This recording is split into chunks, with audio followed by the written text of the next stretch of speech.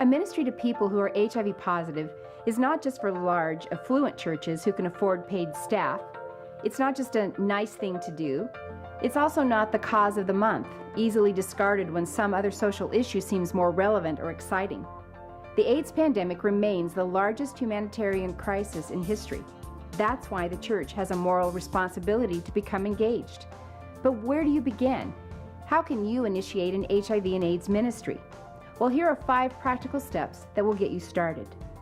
S. Seek leadership support from the pastors, elders, or deacons of your church. HIV and AIDS may not even be on the radar screen of your church's leadership, but without their support, the ministry probably won't get off the ground.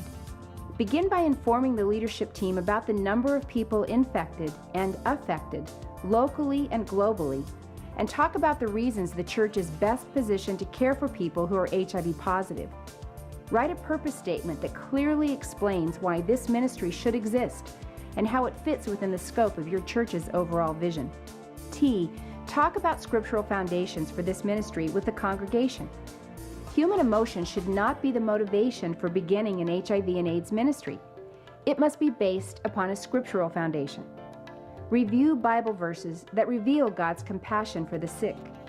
Study Jesus' ministry here on earth. You'll see that he spent 1/3 of his time healing sick people. Obviously, Jesus cared about physical needs as well as spiritual needs. Look at the New Testament writers' instructions to the church to care for the orphans, widows, and those in need. A. Assemble a team of volunteers who will meet on a regular basis to increase HIV awareness, knowledge, and skill. Most people know very little about HIV and AIDS. One of the powerful ways these volunteers can impact your church is by bringing correct information to the congregation on a regular basis. Encourage HIV-positive people to share their story, first in the safety of these volunteers, but then in front of the entire congregation. Dream together as a team about the concrete ways this ministry can impact your community, your church, and the world. R.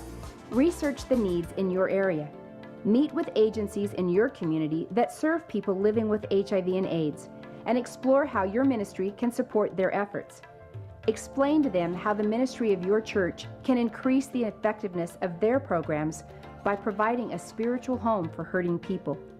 You don't have to agree on everything to be able to work together to end AIDS. Look for common ground and a way to become a vital part of your community's AIDS response. T. Take action. Begin an HIV support group for those infected and affected in your church or local community. Establish care teams so that your church members can take an active role in ministering to people living with the virus. The most important part of taking action is to implement the church strategy.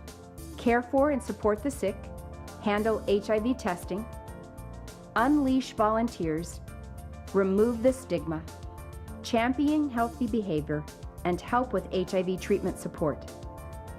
Caring for people with HIV and AIDS is an integral ministry for every church. Starting a ministry isn't difficult. It just requires commitment from the church leadership, a strong scriptural understanding of God's compassion for the sick, a group of enthusiastic, trained volunteers, up-to-date information, and a willingness to put feet to your faith through concrete action. Start today.